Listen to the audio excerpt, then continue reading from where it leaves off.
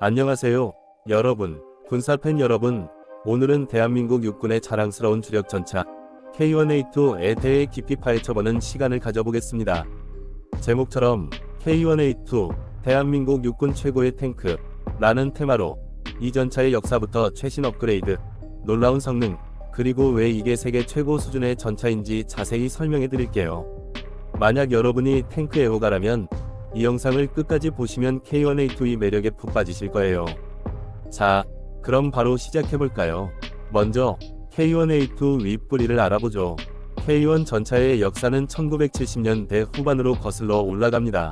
당시 대한민국은 한국전쟁 이후 미국의 M47, M48 패튼 전차를 주력으로 사용하고 있었어요. 하지만 1976년 북한이 소련의 T-62 전차를 도입했다는 정보가 들어오면서 상황이 급변했죠. 게다가 미국의 제7기계화보병사단이 철수할 예정이었으니 우리 군은 더 강력한 전차가 필요했어요. 박정희 대통령은 국산 전차 개발을 지시하며 우리 손으로 우리 전차를 이라는 비전을 세웠습니다. 초기에는 M48 패튼을 개량한 M48A6K를 도입했지만 이건 임시방편이었어요. 진짜 대안은 새로운 주력 전차였죠.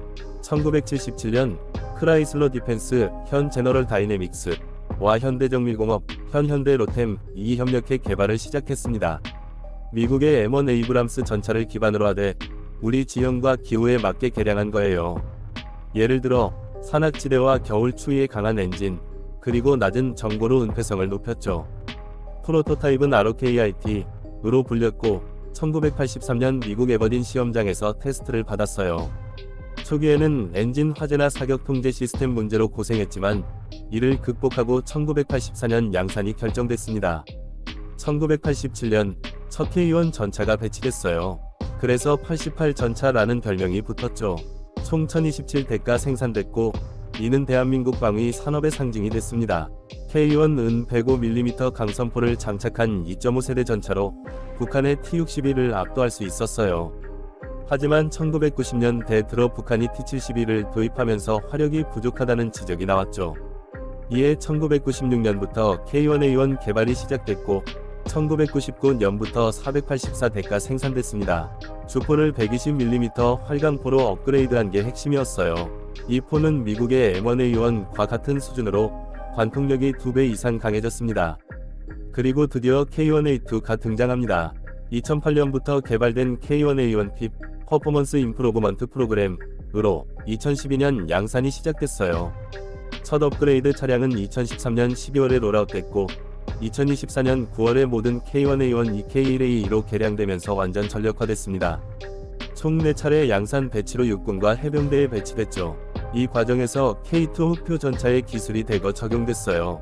왜 K1A2가 최고냐고요? 바로 네트워크 중심 전쟁 능력 때문입니다. 기존 아날로그 통신을 디지털로 바꿔 실시간 정보 공유가 가능해졌어요. K2나 K21 보병 전투 차량과 연동대 협동 작전이 완벽해졌죠. 이제 K1A2 위 사양을 자세히 살펴볼게요. 먼저 크기와 무게부터요. 전장 9.71m, 포압, 전폭 3.6m, 정고 2.25m로 M1 에이브람스보다 작고 민첩합니다. 전투 중량은 53.2톤으로 무거운 장갑에도 불구하고 이동성이 뛰어나요.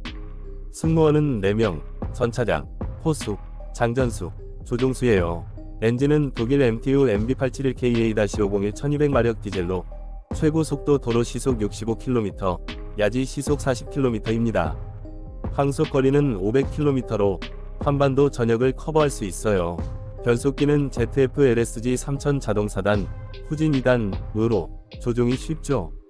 현가 장치는 하이브리드 타입 1, 2, 6번 바퀴는 유압공합식, 3, 4, 5번은 쿠션 바입니다. 지상고 460mm로 60% 종방향 경사, 30% 횡방향 경사, 1.1m 수직 장애물, 2.74m 참호, 1.2m 도하, 스노클 시 2.2m를 넘을 수 있어요. 특히 우리 산악 지형에 최적화됐죠. 연료 탱크는 1300L로 장거리 작전에 강합니다. 화력이 K1A2 위 자랑거리예요. 주포는 KM256 120mm 44 구경장 활강포로 K276 APFSS 탄환을 사용합니다.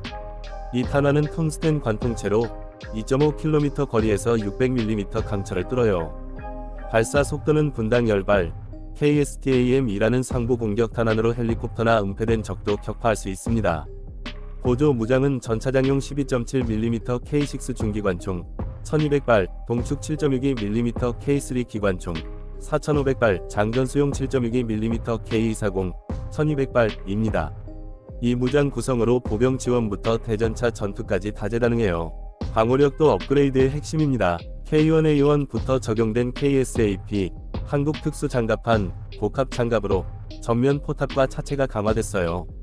폭발 반응 장갑, 에라과 소프트 킬 능동 보호 시스템, APS-이 추가돼 RPG나 대전차 미사일에 대응합니다. K2E 기술을 빌려 레이저 경고 수신기와 연막탄 발사기가 장착됐죠. NBC, 핵생화학, 방호와 자동 소화 시스템으로 승무원 생존성이 높아요. 최근 업그레이드에서 전 후방 감시 카메라가 추가돼 폐쇄 해치 상태에서도 주변을 360도 모니터링할 수 있습니다. 이 덕에 비전2 손실이 줄었어요. 전자 장비는 K1A2를 스마트 탱크로 만드는 열쇠예요. 사격 통제 시스템은 ISFCS로 레이저 거리 측정기, 열상 조준경, 컴퓨터로 주야간 악천후에서 95% 명중률을 자랑합니다. 전장 관리 체계 BMS는 디지털 지도 기반으로 아군 위치를 실시간 공유해요. 피하 식별 장치 IFF로 5인 사격을 방지하고 GPS 항법 시스템으로 야간 이동이 수월하죠. 시사의 지휘 통제 통신 컴퓨터 정보 네트워크로 K2와 연동돼 네트워크 중심 전쟁이 핵심입니다. 최근 디지털 통신 업그레이드로 KVMF 한국 가변 메시지 형식 프로토콜이 적용됐어요. K1A2 위 이동성은 한반도 전쟁 환경에 딱 맞아요. 가벼운 무게 덕에 도로야지 모두 빠르고 수영장 도하 능력으로 강을 건널 수 있습니다. 엔진 냉각 시스템이 추운 겨울에도 안정적이에요. 실제 훈련에서 K1A2는 산악 지형에서 M1 에이브람스보다 우수한 성능을 보였습니다. 게다가 유지보수가 쉽죠. 국산 부품 비율이 80% 이상으로 해외 의존도가 낮아요. 왜 K1A2가 대한민국 육군 최고의 탱크일까요? 첫째, 화력 방호 이동성의 균형입니다. T-92나 T-14 아르마타 같은 러시아 전차를 상대로도 밀리지 않아요. 둘째, 국산화 성공으로 비용 효율적입니다. 개발 비용을 절감하며 1500대 이상의 K1 계열을 운용 중이에요. 셋째, 지속 업그레이드입니다. 2024년 완성된 K1A2는 2026년까지 추가 개량, 양압장치, 1500마력 엔진이 예정돼 있어요. K1E1 105mm 버전 도 K1E2로 업그레이드 중이죠.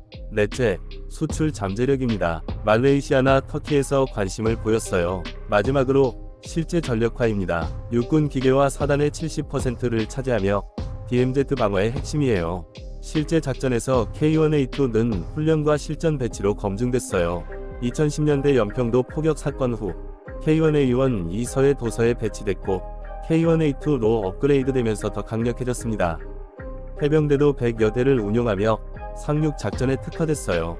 국제훈련인 을지 프리덤 가디언에서 미군 M1과 호흡을 맞추며 최고 평가를 받았죠. 만약 전쟁이 난다면 K1A2는 북한의 3,500대 전차를 압도할 거예요. 물론 단점도 있어요. 에어컨이 약해 여름에 고생스럽다는 소리가 있지만 최근 개량으로 개선됐습니다. 무게가 무거워 연비가 떨어지지만 이는 장갑 강화의 대가죠. 앞으로 K3 전차 개발까지 K1A2가 주력일 테니 더 많은 업그레이드가 기대돼요. 자, 여러분, K1A2는 단순한 기계가 아니라 대한민국 안보의 상징입니다. 국산 기술의 집대성, 병사들의 든든한 방패예요. 이 영상을 보시고 자부심 느껴보세요. 좋아요와 구독 부탁드려요. 댓글로 K1A2에 대한 생각 공유해주세요. 다음 영상에서 K2 흑표로 만나요. 감사합니다.